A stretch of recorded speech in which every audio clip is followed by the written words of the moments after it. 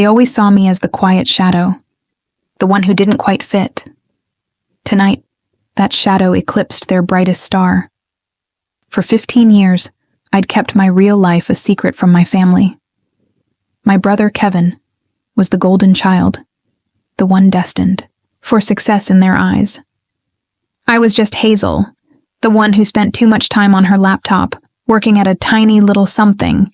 That's how they always described my job. They thought I was barely making ends meet, maybe doing freelance odd jobs or managing social media for a local flower shop. It hurt, but I let them believe it.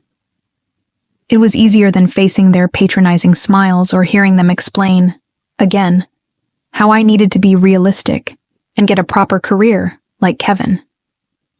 Their dismissal became a kind of shield, allowing me to build my world in private. Tonight was Kevin's big party. His company, Sterling Financial, a name that always sounded far grander than the place actually was, had promoted him to regional manager. My parents, bless their hearts, rented a ridiculously opulent penthouse suite overlooking the glimmering Chicago skyline just to celebrate this milestone. Crystal chandeliers, servers circulating with trays of champagne I knew cost more than my weekly grocery bill, and a guest list full of Kevin's colleagues and Brittany's family. Brittany being his fiancée, whose father conveniently owned a significant chunk of Sterling Financial. I smoothed down the simple dark green dress I'd chosen. Nothing fancy, nothing that would draw attention. Just blending in was the goal. Hazel, there you are. Mom's voice, a little too loud, cut through the polite chatter. Her eyes scanned me, lingered on my dress, and then shifted quickly away. Out for the traditional path, I suppose. But there's value in simpler work, too. Simpler work. I took a slow sip of champagne, remembering the all-nighters, the sheer panic of launch day, the relentless pressure of scaling a global platform. Simple. Then Kevin arrived, Brittany on his arm. He looked every bit the conquering hero in his tailored suit, his chest puffed out slightly. Brittany was dripping in diamonds, her smile practiced and sweet. Hazel, still hiding in corners? Kevin's laugh was loud, designed to carry. Some things never change. Brittany, this is my sister, Hazel. She does something with computers. Brittany gave me a condescending smile. Oh, yes, Kevin mentioned. It's very artistic, isn't it? So nice you have a creative outlet. Creative outlet.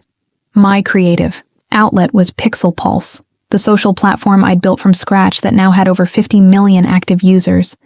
My creative outlet had just closed a Series C funding round that put its valuation north of $500 million.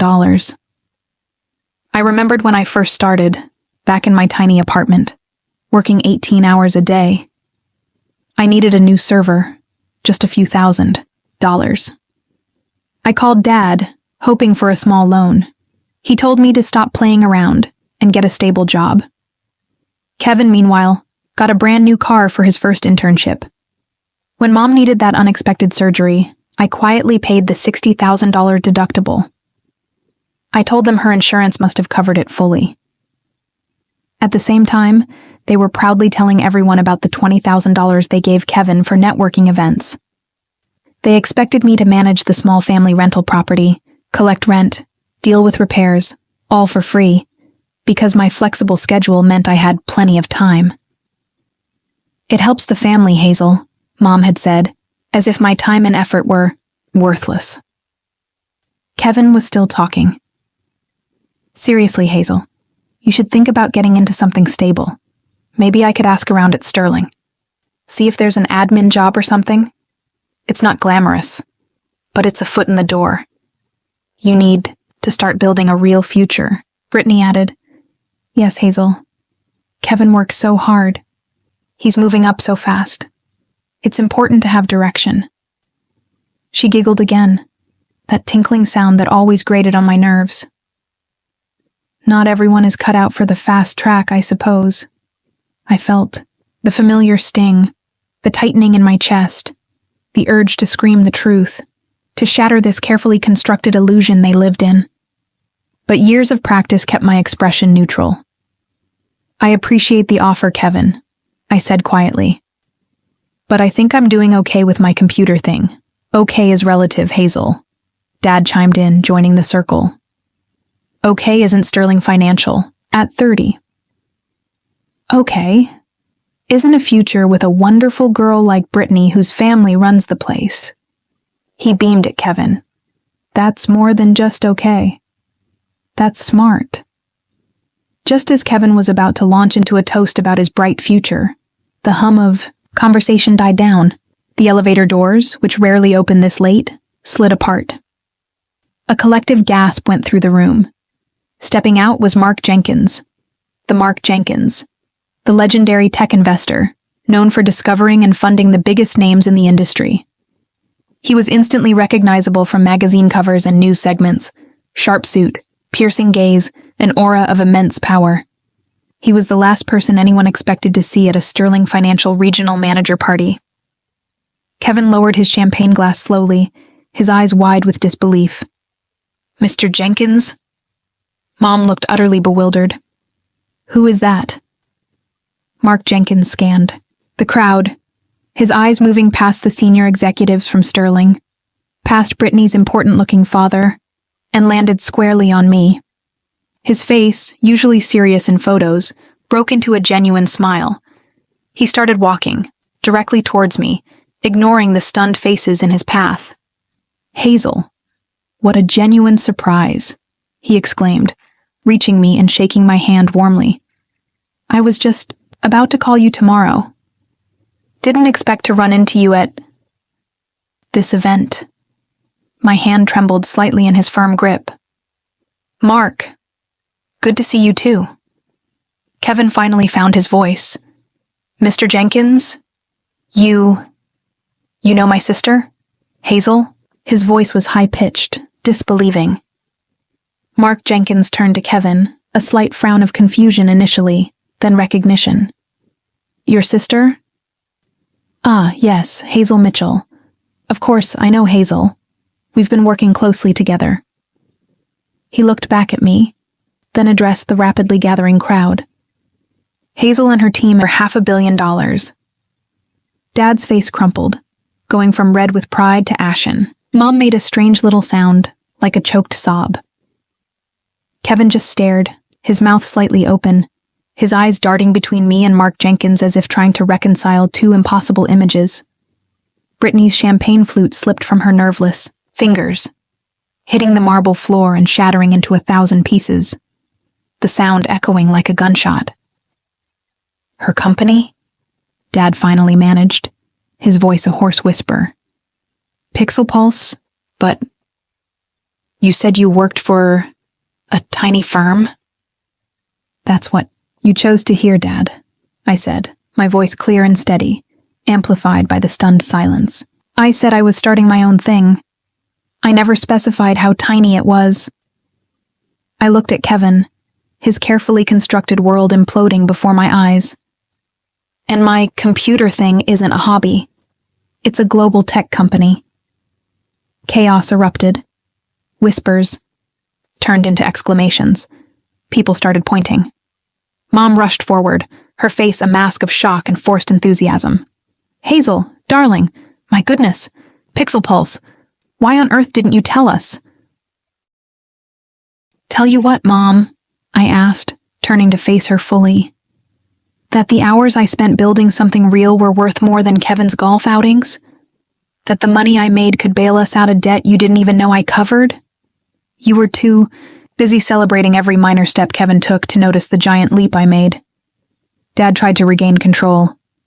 "Now, Hazel, this is quite a revelation, a shock. But we're family. Surely we can discuss this calmly. Perhaps Sterling could explore partnership opportunities with Pixel Pulse?" He looked desperately at Brittany's father, who simply looked stunned. "Partnership?" I raised an eyebrow. "With a company whose technology is decades behind, Dad?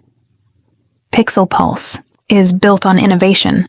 Sterling is not." Kevin stumbled closer, his eyes panicked. But But my job, my future, this changes everything. It changes your perception, Kevin. I corrected him. My future was never tied to Sterling Financial. Yours seems to be built entirely on who your fiancé's father is. I built mine on code and sheer grit. Mark Jenkins stepped slightly back, observing the family implosion with detached interest. He looked like a scientist watching a fascinating, volatile experiment. Mom wrung her hands. But all those times you said you couldn't contribute much to family things, that loan for Kevin's MBA. Oh, you mean the $50,000 from my savings you insisted Kevin needed more than I did? I asked, my voice flat. The one you never paid back? Or the medical bills I covered? Or the time I paid off Aunt Carol's mortgage arrears you all ignored? The color drained from their faces as I listed the financial burdens I'd carried in secret, while they treated me like a dependent. Brittany finally found her voice, shrill with panic. Kevin, you knew about this? About her company? Of course not, Kevin snapped, then turned to me, his voice pleading. Hazel, please, you have to understand. We thought you were struggling. We were trying to help. Help? I echoed, the word feeling like a foreign concept in their mouths. Help was telling me to get a real job instead of supporting my dream. Help was prioritizing Kevin's every whim over my fundamental needs. Help was letting me manage the rental property for free because I had nothing better to do. Years of swallowed hurt came flooding out, calm but devastating. You didn't help. You dismissed. You minimized. You treated me like a failure so you could feel better about yourselves and Kevin's perceived success. Dad squared his shoulders, trying one last tactic. Hazel, let's be reasonable. This is a fantastic development.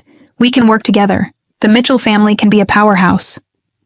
The Mitchell family, as you defined it, only had room for one success story, I said, shaking my head. And it wasn't mine. I looked around the room, the faces staring back, the stunned silence now replaced by a low buzz of gossip and speculation. Kevin stood there, defeated, his posture slumping. Mom looked like she might cry. Dad was red-faced, furious, and utterly powerless. This party, I said, addressing everyone now, my voice clear and strong, was meant to celebrate a certain kind of success. My family defined that success very narrowly. Tonight I'm showing them how wrong they were. I turned back to Mark Jenkins. Mark, shall we step outside for a moment? I think I need some air. And perhaps we could discuss that potential acquisition we talked about, the one for that outdated financial firm. I let the sentence hang, glancing pointedly at Kevin. And Dad. Their eyes widened in fresh horror. Hazel, no! Kevin gasped. You wouldn't! Dad sputtered. Business is business, I said, using Brittany's earlier phrase, and felt a grim satisfaction. Just like family, apparently. I walked towards the elevator with Mark Jenkins, leaving my family frozen amidst the shattered glass and the wreckage of their assumptions. The simple green dress felt like armor. For years they had seen me as small, insignificant, a side note to Kevin's grand narrative. Tonight, they saw the full picture. The quiet sister wasn't a failure. She was a force they had never bothered to understand, and now that force was reshaping their reality. This wasn't the end. It was a new, unexpected beginning. One where the quiet shadow finally stepped into the blinding light.